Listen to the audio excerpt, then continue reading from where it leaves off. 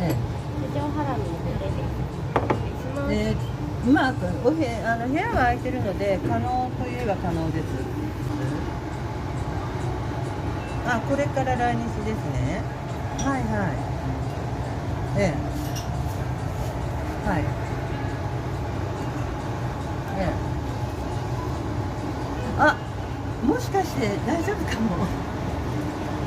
4月8日に入る人いるんですよ、1人。1日に入る人もいて、8日に入る人もいるんだけど、特別の部屋がもう一つあるのね。黒毛和牛カルビだからもし本当に1週間だけ、ね、よそ移すのかわいそうじゃないですか。ありがとう。だからそのありがとう。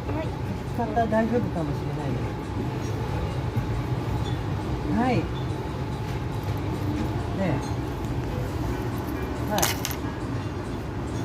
あ、全然大丈夫です。Luciano is the first experience for Korean barbecue.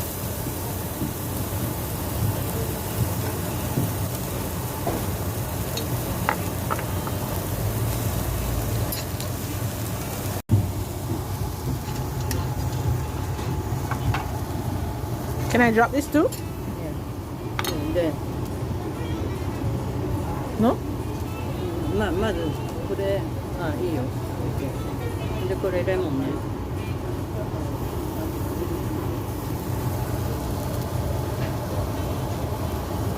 Yeah。これで。Throw it in when? うん。 It's no? Oh, This is lemon.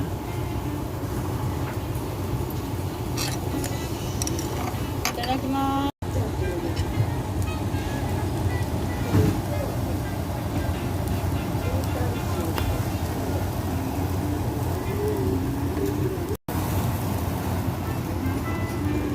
OK。